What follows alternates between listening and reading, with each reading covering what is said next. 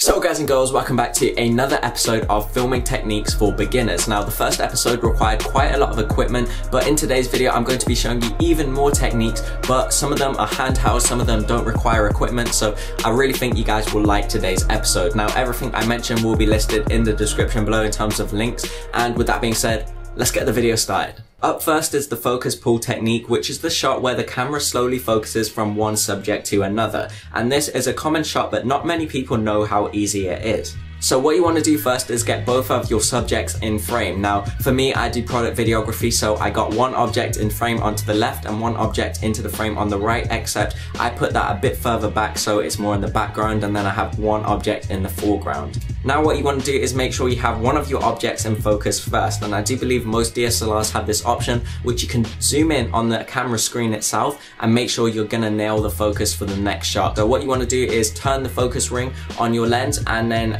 focus onto the product that you want to focus on, and now what you want to do is add a bit of stabilization in post, and boom, you have a really awesome focus pull shot. Next up is the overhead shot or bird's eye view perspective. This is one of my favorites because I figured out a few ways to achieve it, and you don't need to go out and purchase a £200 tripod with a horizontal column. I found a really awesome way to get it, and that is to order off Amazon or wherever. Try and find a monopod with a tripod mount attachment at the bottom. So this is basically, you could call it a selfie stick, so find a selfie stick with a tripod mount at the bottom. Then what you want to do is attach this monopod onto your tripod head and then rotate the video head all the way down, and you'll be able to get that bird's eye view perspective and get that perfect shot. It's as simple as that. It's a really simple technique, and I hope you guys found that one useful. Last week I got to go on a helicopter ride. It was an awesome experience, and I used that opportunity to film a bit of B-roll. The B-roll I filmed didn't turn out too well, but because I shot in flat, I was able to correct it in post-production.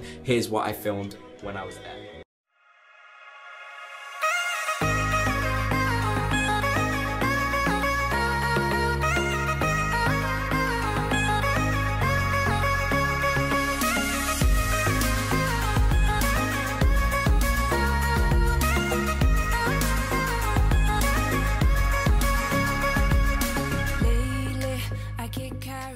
So I managed to get that from a few shaky clips and video editing techniques, but all that footage was filmed flat, which basically makes the footage look a bit grayish and gives it more of a grayscale look and less color. Now the reason why you guys should be shooting in that is because when you go and video edit, when you go to edit your videos, you can add a bit of color correction and fix up any minor errors with the footage itself, which is really awesome. On Nikon cameras, I know you can shoot in neutral, which is basically flat, and also on my Sony camera, my personal preference is to shoot in picture profile 8. I know some of my friends actually shoot in picture profile 5. It's just personal preference and how much work you're willing to do in post-production, but here are my settings for picture profile 8 on screen right now.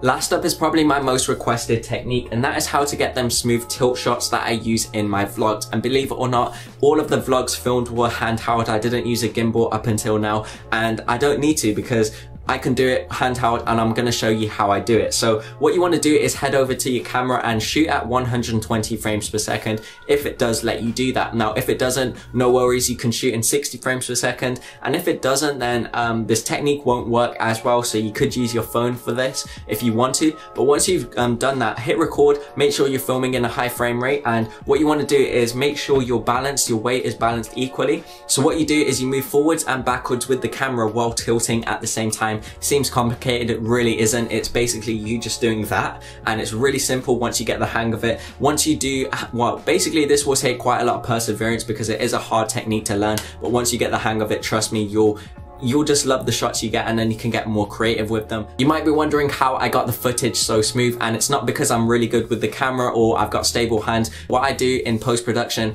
is I add a bit of warp stabilizer in Premiere Pro, or if I'm using Final Cut, I add a bit of stabilization, and then the footage looks buttery smooth. It does zoom in a little bit, but honestly, it just does wonders to your video. But that wraps it up for today's video. Anyway guys, if you did learn something from today's video, then that is my mission accomplished. Hopefully I helped you guys out. Now also leave a like on today's video if you do want to see a part 3, and why not subscribe to the channel if you are new. And also I'm going to Canada next week. I'm flying out to Canada, which is going to be awesome, so any Canadians, hit me up. I'm going to Toronto specifically, so hit me up in the DMs, Instagram, Snapchat. My socials are in the bottom if you want to go ahead and shoot, because I'm going to be filming an awesome travel film, so make sure to reach out to me if you are out there, because I've never visited Canada before. I don't know what to do there, so make sure you let me know as well in the comments. But anyway, that's about it.